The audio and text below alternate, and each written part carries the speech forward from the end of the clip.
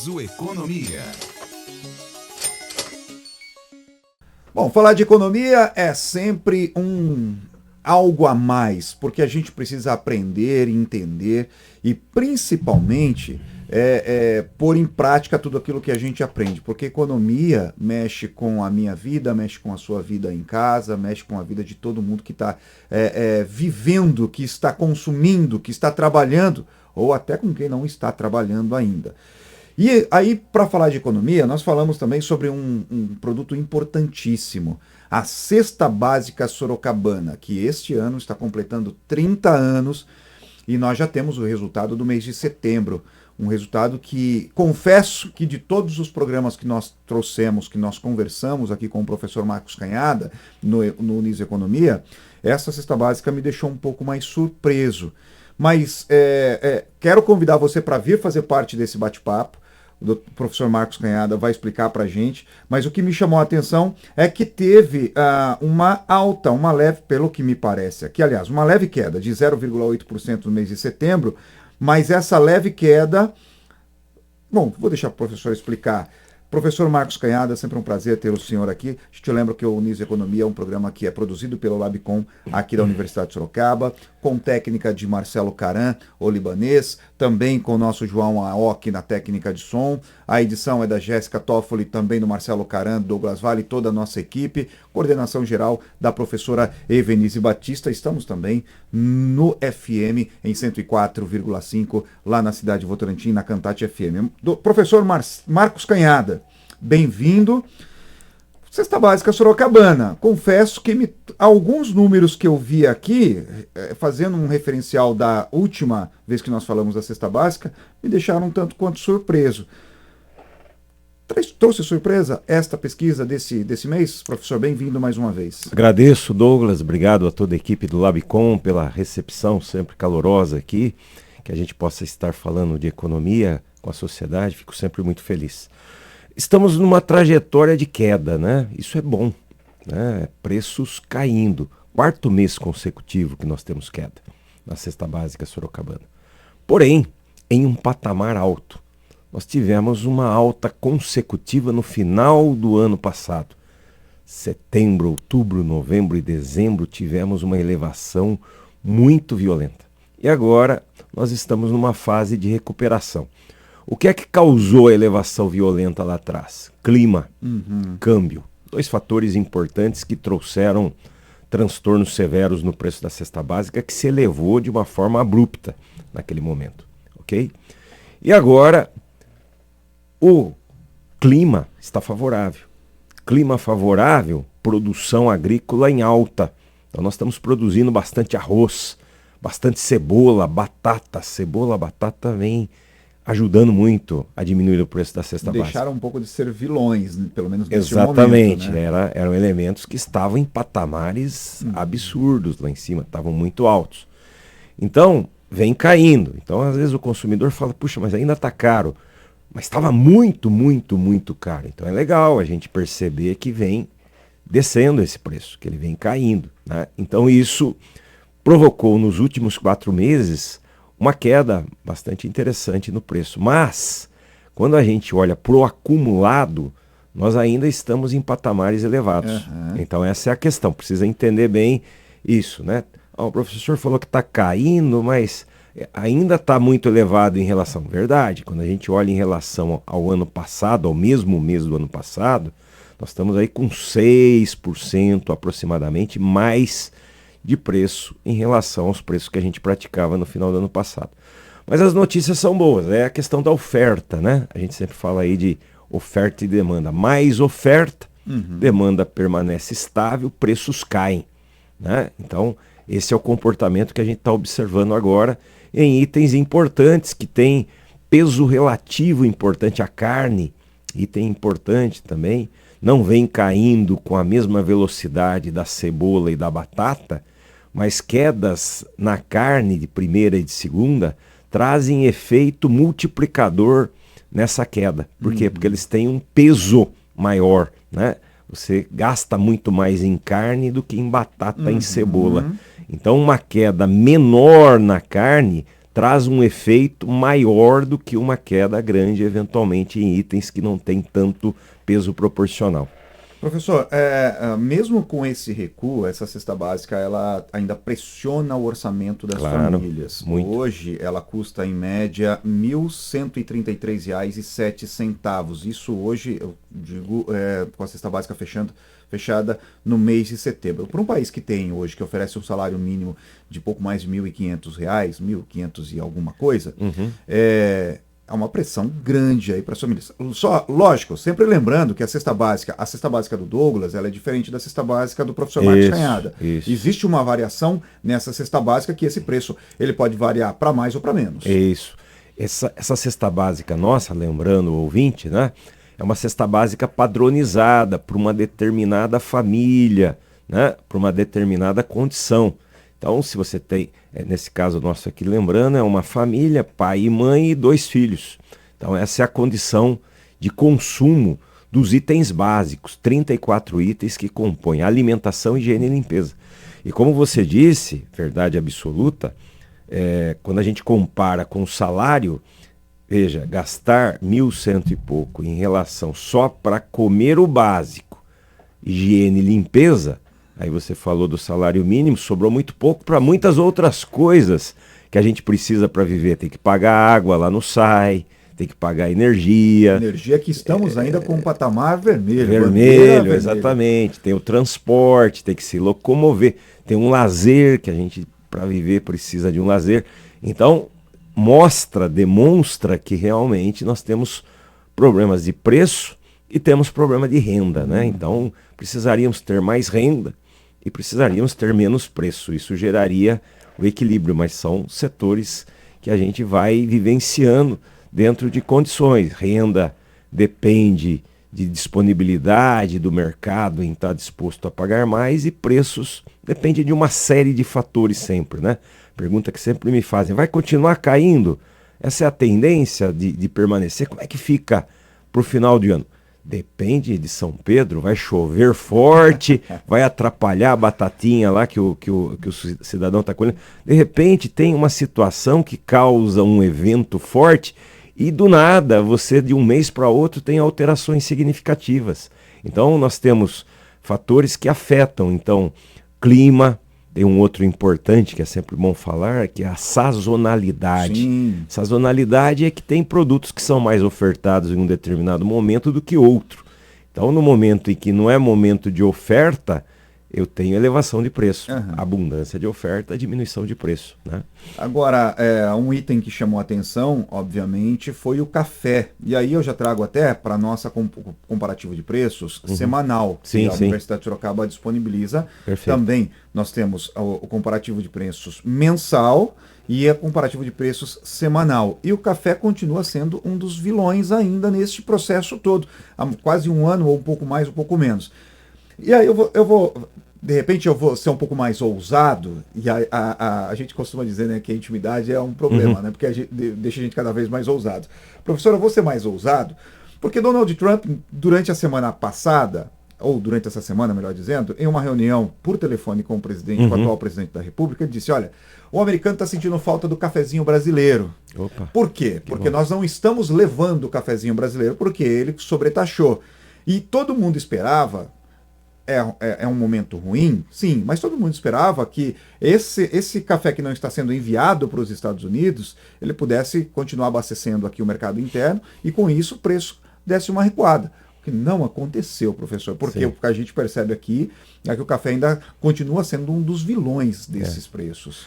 Vamos dizer, Douglas, que ele parou de subir, o que já é bom, entendeu? Porque na verdade nós temos um problema na oferta do café, que ele tem um ciclo muito longo, diferente da batatinha, da cebola, que tem um ciclo mais curto. Então, quando eu tenho um efeito, eu me recupero mais rapidamente. O café não.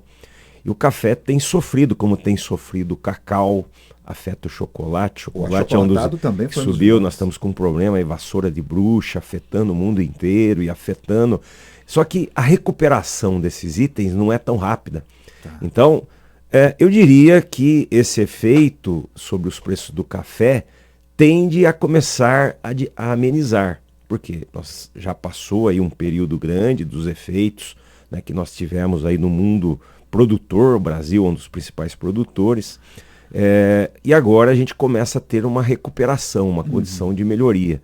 Mas ainda quando no acumulado, a gente pega no acumulado, aí é um dos itens que está em elevação mais grave, né? O cafezinho nosso de cada dia não tem sido um elemento que tem sido contido, né? E você tem razão, puxa, se diminuiu o envio para lá, deveria ter sobrado, mas isso não foi suficiente. Não foi suficiente. O mercado ele age aos seus modos e não são modos muito agradáveis, né? Então, o pessoal falou, não, estão demandando ainda café, eu não preciso baixar tanto. Então, às vezes, o efeito, né, do comportamento do consumidor precisa ser colocado em prática. As pessoas têm um hábito, né, no café e talvez não tenham diminuído na intensidade que o preço subiu, né? Então, isso acaba criando uma condição que, apesar de estar sobrando um pouco mais, o ofertante fala, não, dá para continuar vendendo nesse patamar aí, as pessoas se acostumaram com ele, vamos continuar vendendo. Então nós não podemos nos acostumar, né? O senhor respondeu a pergunta antes mesmo de eu ter feito ela, porque eu ia realmente tocar nesse ponto, né? Se neste caso, quem está ofertando esse café estaria aproveitando para surfar nesta onda, Sim. já que está mais caro, embora trouxe uma dificuldade porque eu não estou importando, então eu vou manter o preço neste patamar para que não haja tanta perda. Se a demanda está se mantendo, por que eu vou baixar o preço? Isso é uma lei. Eu vou baixar porque sobrou um pouco. Mas estão demandando, eu estou conseguindo atender, eu paro de subir. Eu estava subindo em maior escala. Diminuo um pouco, mantenho nesse patamar. A gente tem percebido uma certa estabilidade, né? Às vezes até uma certa queda, mas não o suficiente para recuperar os patamares aí de quase 60% que nós elevamos o preço do café. O senhor falou aí de um item que também me chamou bastante atenção, lendo de uma forma bem rápida, claro, a nossa cesta básica, né? A pesquisa mostra que 19 dos 34 itens subiram de preço, com destaque para o achocolatado, que subiu em média 6,56%, e um outro item, aliás, outros dois itens que são muito utilizados pelas famílias, o sabão em barra, uma alta aí média de 5,97%, e o óleo de soja de 3,64%. Tirando o óleo de soja, que é um item que a gente percebe que ele tem uma variação maior, Sim. Isso a gente tem visto ao longo desses pelo menos 10 primeiros meses, ou 8 primeiros meses, já que a cesta básica foi fechada no mês de setembro, no mês 9. Então o óleo de soja é um item que ele tem uma variação um pouco maior. O achocolatado e o sabão em barra foram dois itens que chamaram a atenção por essa movimentação. Por que na avaliação do senhor houve essa movimentação para alta desses dois itens que são aí dois dos principais que mostram alta neste momento? O cacau, que é a base para o achocolatado, ele está enfrentando um problema severo de oferta. Então nós estamos aí com as colheitas muito prejudicadas. Existe uma doença chamada vassoura de bruxa, que é uma doença que afeta de forma significativa e destrói aí a oferta de cacau. Então, no mundo inteiro, o preço dessa commodity está muito elevado. E aí não tem o que fazer, vai afetar de forma muito significativa esses elementos. Em relação ao sabão, e também a gente pode falar do óleo, né? O óleo ele tem tido uma concorrência. A gente usa, no nosso caso aqui, o óleo de cozinha para cocção, né? Para usar aí no dia a dia. Mas o óleo, na sua base, ele também pode ser ofertado para usar como biodiesel. Eu posso usar a matéria-prima para fazer biodiesel. E tem crescido muito a demanda por biodiesel. E isso gera um desequilíbrio. Então, se naquele mercado está melhor eu concentrar a produção, direciona-se mais para lá, oferta menos aqui e naturalmente os preços se elevam. Então nós temos a lei da oferta e da demanda sempre sendo praticada, né, com cenários que vão tendo que ser entendidos e sendo trabalhados, tanto por parte do consumidor, que precisa, né, reagir de alguma forma, no caso lá do café, tomar um pouco menos de café, né? Seria bom, mas são hábitos que a gente tem, né? E o óleo, como é que eu vou fazer? Eu preciso cozinhar. Enfim, o governo, por outro lado, tem que fazer o seu papel, né? tentar encontrar alternativas, importar eventualmente para suprir o mercado e corrigir essa condição de oferta. Então, é um cenário que a gente convive o tempo todo. Como você disse, nesse mês, 19 subiram, né? A maioria subiu, mas a cesta caiu, porque aqueles que caíram foram itens que têm peso relativo mais importante. E esse cenário é tradicional, metade da cesta está subindo, metade da cesta aproximadamente está caindo todos os meses. Então, forças da demanda, forças da oferta, forças de custo que se manifestam, às vezes a gente tem aspectos cambiais, nesse momento estamos com o câmbio relativamente favorável, né? Porque, por exemplo, quando o câmbio está muito elevado, o trigo fica mais elevado. Sim. E aí eu vou comprar um trigo mais alto, não aumentou a demanda por pãozinho, mas o trigo está mais elevado, naturalmente aí é uma inflação de custos que nós chamamos. Independente da demanda, sobe o preço do elemento porque o elemento ficou mais caro de se produzir. Professor Marcos Canhada, para a gente já caminhar para o final, o senhor tem aula daqui a pouquinho, Verdade. então a gente precisa acelerar o processo. Primeiro, como é que o consumidor final pode fazer para driblar esta leve alta, leve queda, mas com um patamar ainda elevado desse valor de cesta básica, e principalmente nesses produtos, o achocolatado, o sabão em barra, o óleo de soja, o que o consumidor, qual que é a dica do professor para que o consumidor consiga driblar esse movimento? A gente sempre tem que buscar substituição, né? Esse é o elemento. Então, quando a gente fala de carne, até no boletim da sexta, a gente oferta ali os substitutos, né? Então tem carne de boi, carne de frango, né? E carne suína. Então sempre tem uma carne que está com o preço melhor. É importante, mesmo que os meus desejos, os meus gostos vão pro lado do que está mais caro, eu tenho que fazer eventualmente um sacrifício. Ó, nesse mês aqui vamos comprar um pouco mais de carne suína que está com o preço melhor, né? E aí nós vamos deixar a carne bovina, que é a que eu mais gosto, estocada lá um pouco, e aí vai criar um mecanismo de ofertas. Essa necessidade precisa ser realizada por parte dos consumidores. Então, olhar para as alternativas, pesquisa de preço sempre é muito importante, a gente mostra aí semanalmente variações absurdas entre os ofertantes. Temos que estar atento, não é para pegar o carro e ficar rodando todos os supermercados da cidade, anotando, né, e depois voltar naquele, isso vai ficar muito mais caro. Entrar na internet, busca aí os sites dos supermercados da cidade, lá você percebe como é que está o preço do ovo, quem é que está ofertando melhor, e aí você direciona, né, aproveita o passeio do fim de semana e faz a sua compra ali no local onde você vai levar o produto que você deseja pelo melhor preço. Então, substituir, pesquisar, são sempre elementos que precisam estar no radar do consumidor dia a dia. É uma luta que precisa ser feita, muitas vezes com sacrifício, abdicando daquilo que eu desejo. Essa palavra a gente usa muito em economia, né? A gente precisa culturalmente exercer, às vezes, o sacrifício de abdicar de algo que até eu possa comprar, mas eu não devo comprar. Voltamos naquela questão sempre do quero, devo e posso. E olha que como isso é interessantíssimo para você que acompanha o nosso Unis Economia. A gente pode falar de o mundo, mas a gente sempre volta num ponto principal, que é o abdicar. Posso, quero, devo e devo.